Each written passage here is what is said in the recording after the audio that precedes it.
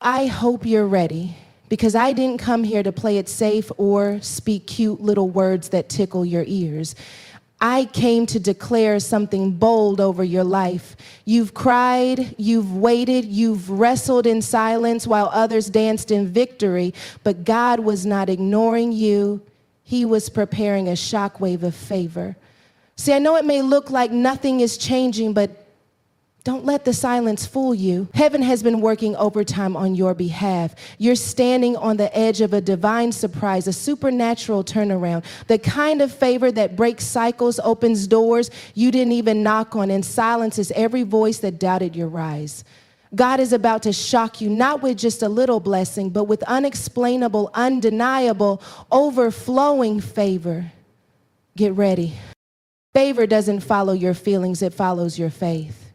That truth will shake the foundations of your expectations, especially when you've been taught to measure God's movement by how good life feels. But favor isn't fragile like feelings. Feelings shift, fluctuate, and fall apart under pressure. But faith, that's something else. Faith stands when feelings collapse. Faith believes when the evidence says stop. Faith reaches when fear says retreat. Faith knows something that feelings forget, that God doesn't need ideal conditions to pour out favor. He just needs a heart that says yes, a spirit that's willing, a posture that's open. Favor doesn't look for people who feel strong, confident, or qualified. Favor finds the faithful. The ones who dare to keep walking even when their hearts are heavy, even when tears blur the vision, even when the doors keep slamming in their faces. That's where favor shows up, not because the path felt easy, but because you dared to keep stepping when it didn't. We live in a culture that glorifies feeling. We chase after comfort, affirmation, and validation. We're taught to follow our feelings and trust them to lead us to destiny, but God isn't moved by our emotions. He's moved by our faith. He doesn't respond to panic, he responds to praise. When you don't feel seen, when you don't feel worthy, when you don't feel hopeful, God is still moving. But the activation point isn't your emotion, it's your faith.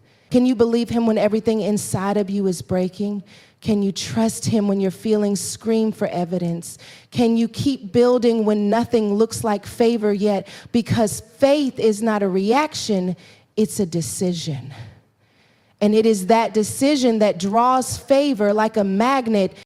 Let me tell you something about the enemy. He's not after your feelings. He's after your faith, because he knows that if he can rob you of your faith, he can block your favor. That's why he sends disappointment, delay, detours, not just to discourage you, but to disconnect you from faith. Because without faith, it is impossible to please God. Without faith, favor cannot flow. So he attacks you in places that hit you hardest.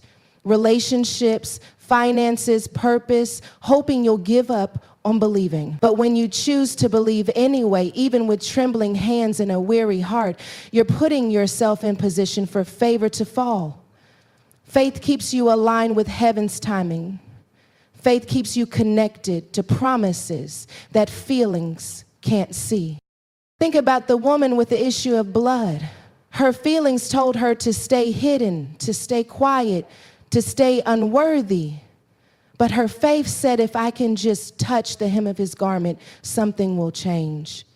She didn't feel strong, but she had faith. She didn't feel chosen, but she had faith, and that faith pulled favor out of Jesus. The disciples didn't even see it coming, but heaven recognized it. Faith moves in silence, but causes a reaction in the supernatural realm that feelings can't fabricate. That's the kind of faith that attracts shocking favor, the kind that makes people wonder how you got in the room, the kind that confuses statistics and breaks generational limitations. Sometimes you're not going to feel anointed, you're not going to feel prepared, you're not going to feel hopeful, but that's not the time to quit. That's the moment to dig into your faith, because if favor followed feelings, only the confident, happy, and emotionally whole would be blessed. But God said, blessed are those who believe without seeing.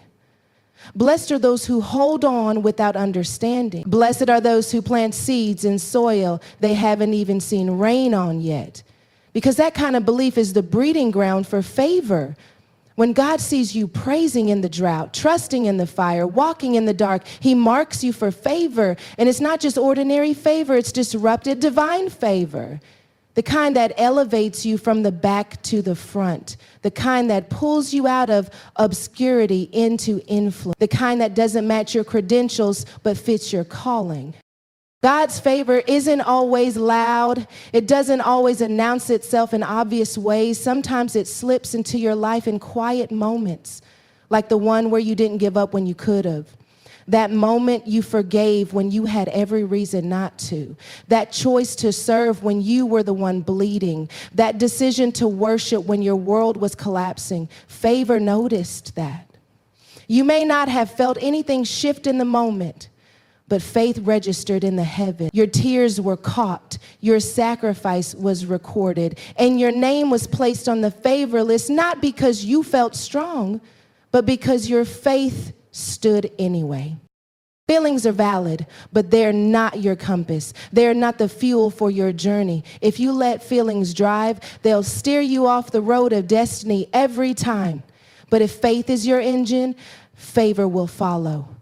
Favor may not come the way you imagined. It may not look like what you prayed for, but it will come. And it will come because your faith made room for it.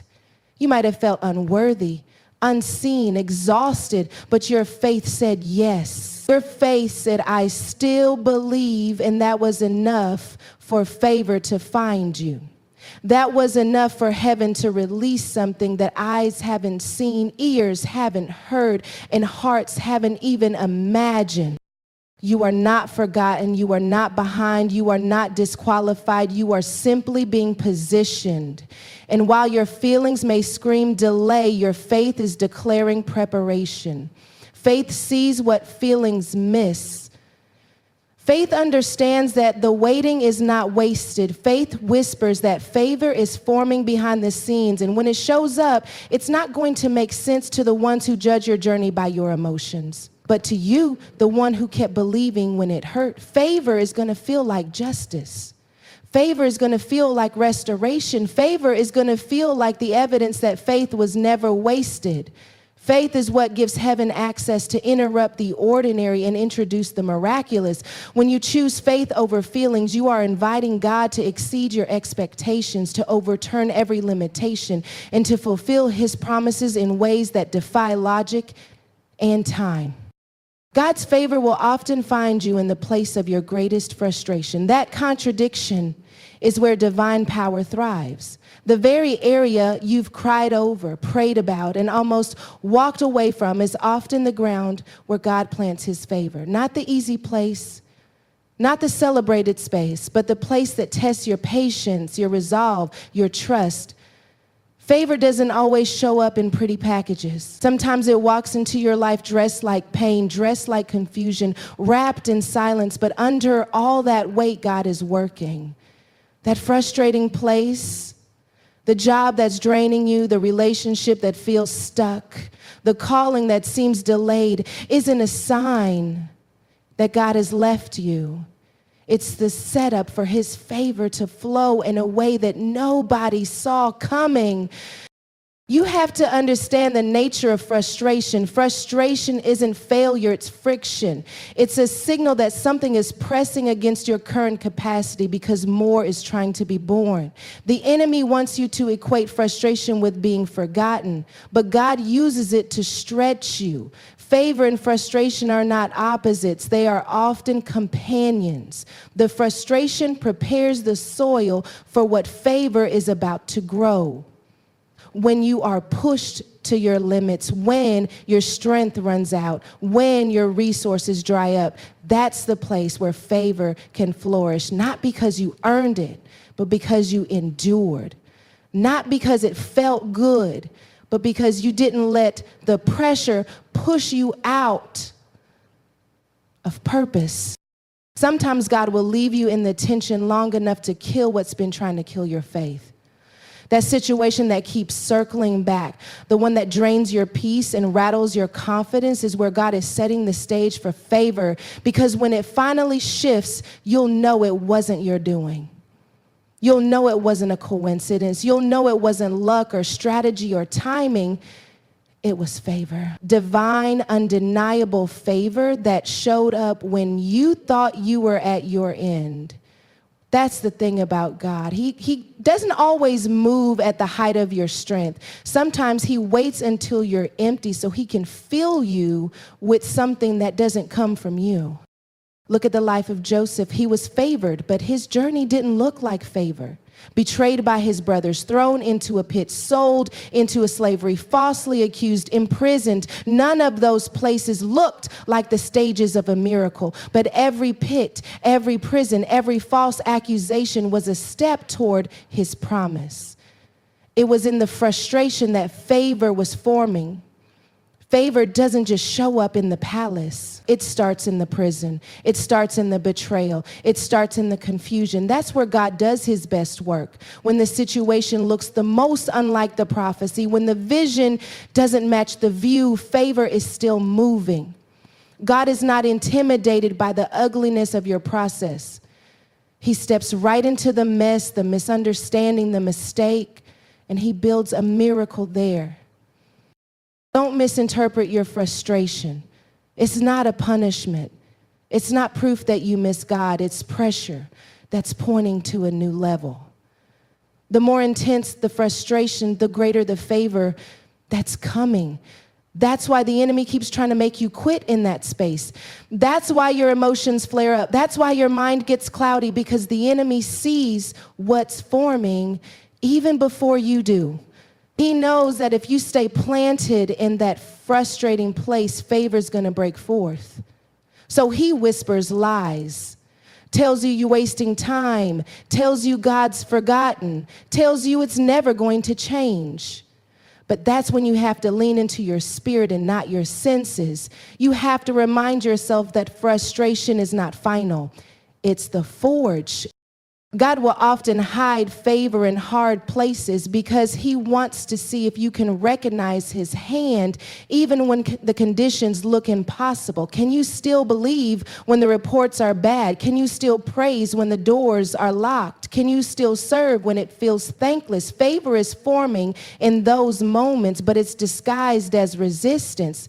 You may be asking God to remove the frustration, but he's using it to release the favor. Because when you come out of this, you won't just have what you prayed for. You'll be stronger, wiser, and more rooted than ever before. You can't afford to walk away from the place of frustration too soon. That marriage you're fighting for, that dream you're tired of chasing, that ministry that feels stuck. God might be using that very area to mark you with a favor that breaks generational limits. The tears you cried in secret, the nights you stayed up questioning, the moments you nearly gave up, they were never wasted. They were watering the soil of favor. And in due time, God is going to show you that he never left. He never ignored your cries. He was working in silence, aligning the right people, preparing the right opportunities, shifting hearts behind the scenes. Some of God's greatest miracles begin in places that feel like misery. Some of the most divine connections come through circumstances that break you first. Frustration is not your enemy. It's an announcement. It says you're close. It says the enemy is nervous. It says favor's about to interrupt the pattern. You may not see it yet, but something is shifting. The pressure you feel is not the end. It's labor. It's evidence that something is about to be born. But you can't abort the mission because it's hard. You can't give up because you're tired. Favor is coming, and it's coming through the very place you wanted to run from. God doesn't always take the frustration away because he's more interested in forming something in you than simply fixing things for you. He's growing your discernment. He's sharpening your voice. He's molding your character, and all of that happens in the fire, not outside of it. So when you feel that tension rising, don't run. Don't numb it. Don't curse it. Press into it. Worship through it. Declare favor even when it looks like loss, because that's the language of faith, and faith always attracts favor. You might not feel it, you might not understand it, but if you stay the course, what once frustrated you is going to be the very place God shows up and shocks you with favor. Divine favor isn't fair, but it is always strategic. When God decides to release favor over your life, he does it with a purpose that is bigger than your comfort or convenience. Favor doesn't move according to human standards of fairness. It doesn't take a vote. It doesn't ask permission.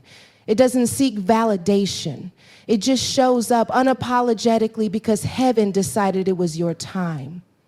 That's what makes it divine. It operates by a kingdom system, not an earthly one. So when God marks you with favor, it may look strange to those around you. People may question why you're the one chosen, why the door opened for you, why opportunities keep finding you, but they didn't see the assignment on your life. They didn't witness the warfare behind your worship. They don't understand that favor didn't come because you were better.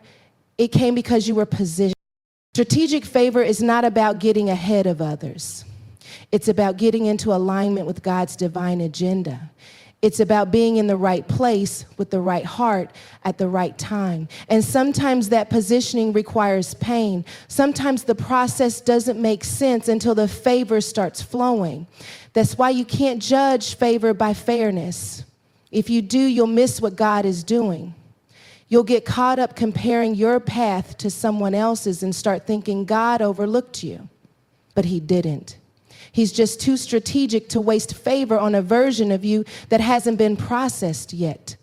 So he waits, he molds, he prepares, and when the moment is right, he releases favor that elevates you in ways you never imagined. Look at Esther. She wasn't the most experienced, the most noble, or the most obvious choice for a queen, but she was favored. And that favor was strategic. It wasn't just so she could wear a crown. It was so she could shift a nation. God placed her in a palace so she could stand in the gap for her people. The favor on her life wasn't random, it was divine strategy. The same goes for you. You didn't survive what you went through just to live an average life. God preserved you, processed you, and is now positioning you for influence, for impact, for legacy.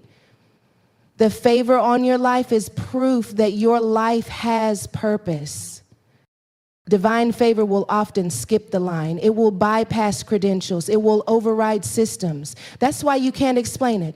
You weren't supposed to have the connection. You weren't supposed to get the offer. You weren't supposed to be able to afford it. But here you are. That's not luck. That's not networking. That's not coincidence. That's the evidence of divine strategy. When heaven decides it's your time, no barrier can stop it. No policy can block it. No person can delay it. God doesn't need the world to approve your elevation when he's the one who authored your promotion. And sometimes that favor will offend people. It will stir jealousy. It will make others uncomfortable because favor will highlight what others have been trying to earn through effort. But you didn't earn it. You were entrusted with it. That's why you have to be careful not to apologize for the favor on your life. You didn't manipulate it. You didn't force it. You just obeyed. You just endured. You just stayed faithful. And now God is honoring that obedience with a kind of favor that speaks louder than your qualifications ever could. But favor doesn't just elevate. It assigns responsibility. It places a demand on your character. It requires stewardship. You can't carry divine favor with a casual mindset. You have to understand the weight of it. You have to discern that this isn't about being special. It's about being sent. When God puts favor on you, he's sending you into places to shift the atmosphere, to represent heaven, to break chains. That's why you couldn't fit in before. That's why the doors others walked through didn't open for you. Because God was reserving a space that only your favor could unlock. It's not about fitting in. It's about standing out in divine timing. Strategic favor also shows up in seasons of obscurity. It covers you while God hides you. Because before he reveals you, he has to root you. He has to break your dependence on applause. He has to detox you from needing affirmation, because when favor finally exposes you, the spotlight won't always be kind. People will celebrate you one moment and criticize you the next. And if your identity is not anchored in the one who gave the favor, you'll fall trying to keep what you never earned in the first place. So God protects you by developing you in the dark. So when the favor becomes visible, you're strong enough to carry it. Divine favor will also pull you into uncomfortable places. It will stretch you into rooms that feel too big, assignments that feel too heavy, and relationships that feel too unfamiliar. But that's how God works. He doesn't anoint you for small things. He favors you for kingdom impact. And that kind of impact requires faith. It requires risk. It requires saying yes when your mind says no. But favor isn't looking for your comfort, it's looking for your obedience. Because every yes you give in obedience becomes a gate through which favor flows. You may not always feel favored. You may walk through seasons that contradict the promise. But don't let your season confuse your status. Just because it's hard doesn't mean you're not favored. In fact, sometimes it's hard because you are. The enemy doesn't fight what isn't a threat. So if you've been under attack, if you've been under pressure, if you've been overlooked, consider it confirmation. Heaven has its eye on you. Favor has found you. And while others are trying to figure out why you, heaven is saying, because I chose them. And that's enough. You don't have to qualify yourself. You don't have to explain yourself. You just have to remain obedient to the strategy. God will open the right doors, close the wrong ones, align the right voices, and remove the wrong ones. He will orchestrate moments that no amount of networking could arrange. He will turn what was meant to break you into the very thing that blesses you. That's how strategic favor works. It doesn't just bless you, it builds you. It doesn't just elevate you, it equips you. It's not just about your blessing, it's about your becoming. There is a divine intelligence behind every door that's opening and every one that's shutting. Every delay, every detour, every disappointment has been a setup for favor. What looked like rejection was really redirection. What felt like failure was actually foundation. God has been laying bricks behind the scenes, one test, one trial, one tear at a time. And now favor is about to fill the frame. Not because you earned it, but because you were assigned to it. Because the strategy of heaven required you to be in this exact moment, in this exact place, with this exact perspective. And when favor falls, it will make sense of every silent season, every quiet yes, every invisible sacrifice. Because divine favor isn't fair, but it is always strategic.